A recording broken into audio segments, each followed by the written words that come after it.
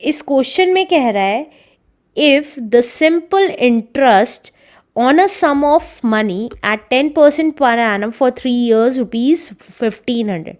Simple interest दे रखा है कुछ सम पे, लेकिन वो सम स्पेसिफाइड नहीं है कितने रुपए पे हमें सिंपल इंटरेस्ट दे रखा है। अगर वो सिंपल इंटरेस्ट उस सम पे 10% के हिसाब से 3 साल का ₹1500 बैठता है, then the compound interest on the same sum the same rate for the same period is. तो हमारा कंपाउंड इंटरेस्ट सेम सम पे सेम परसेंटेज सेम रेट से सेम टाइम पीरियड के लिए कितना बैठेगा ये बताना है।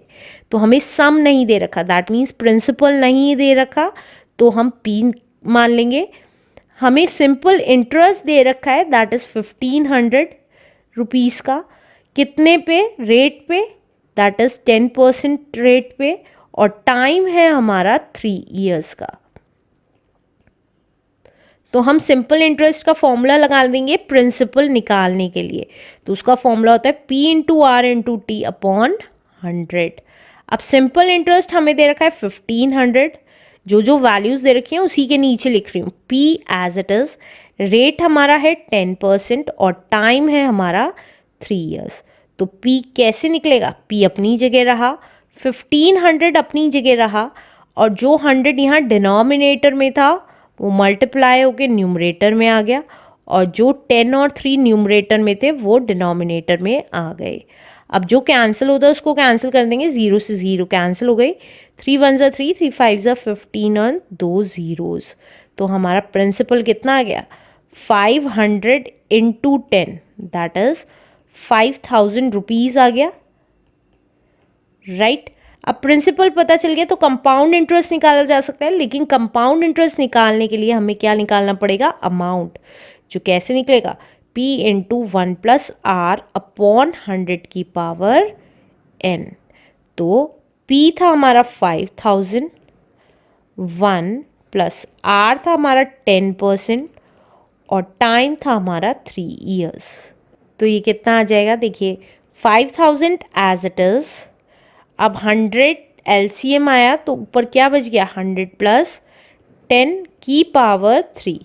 तो ये आ गया 5000 एज इट इज़, 100 + 10 इज़ 110/100⁻3। तो इसको क्या लिख सकते हैं? 5000 इंटू 110/100 को 3 बार लिख देंगे, इंटू 110/100 इंटू 110/100। अब जो कैंसिल होता है उसको कैंसिल कर देंगे, 2 0 से 2 0 कैंसिल हुई, 1 0 से 1 0 कैंसिल हुई, और ये ज़ीरोस सारी कैंसिल हो गई। अब ये कितना बच गया हमारा? देखिए 11 इंटू 11 इज़ 121, 121 इंटू 11 इज़ 1331।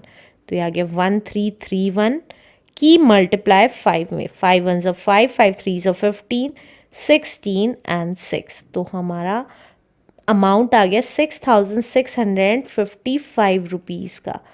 तो अब हम कंपाउंड इंटरेस्ट निकाल देंगे।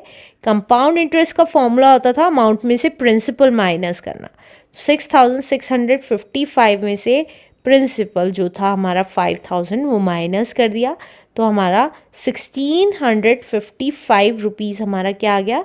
कंपाउंड इंटरेस्ट आ गया। तो दैट मीन्स हमारा करेक्ट आंसर कौन सा आ गया? A part is a correct answer. Let's do next question now.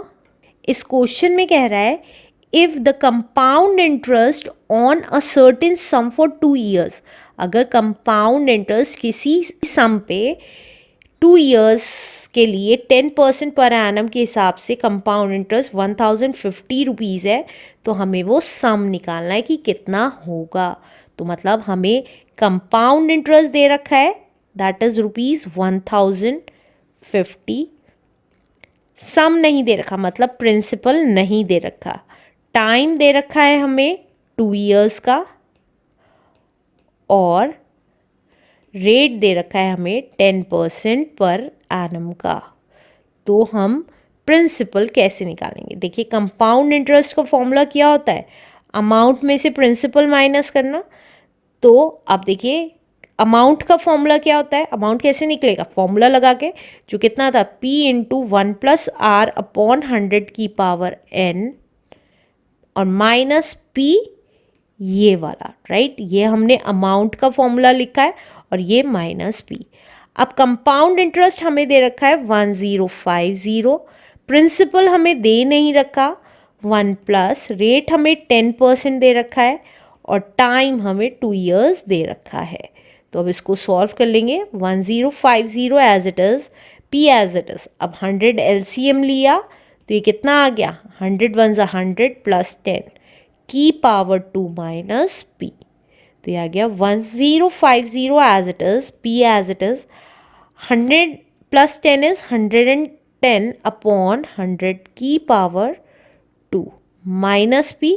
अब देखिए ये अंदर के अंदर हमें पता है एक जीरो से एक जीरो कट रही है, तो हमारा ये कितना आ गया 1050 as it is, P as it is, अंदर बच गया 11 अपॉन 10 का स्क्वायर माइनस P। तो ये आ गया 1050 एज इट इज़, 11 का स्क्वायर हमें पता है 121, P अपॉन 10 का स्क्वायर 100, ब्रैकेट ओपन कर दिया मतलब पावर सॉर्ट आउट कर दिया है, माइनस P। अब क्या करेंगे 1050 एज इट इज़, LCM लेंगे, 100 लिया LCM, 121P as it is, और अब डायरेक्टली इस 100 की मल्टीप्लाई इस P में कर दीजिए क्योंकि उसके नीचे कुछ नहीं है। तो ये आ गया 1050 इक्वल्स टू 121। देखिए दोनों P की वैल्यूज़ है तो आपस में सब्ट्रैक्ट हो जाएंगी, तो ये आ गया 21P अपॉन 100। अब P की वैल्यू कैसे निकलेगी, देखिए 1050 अपनी जगह रहा, जो ये 100 डिवाइड में था वो मल्टीप्लाई में आ गया और 21 जो P के साथ मल्टीप्लाई में था वो डिवाइड में आ गया। अब जो कैंसिल होता है उसको कैंसिल कर देंगे, 7 3 21, 7 1 7, 7 5 35 एंड 0, 3 1 3, 3 5 15 एंड 0।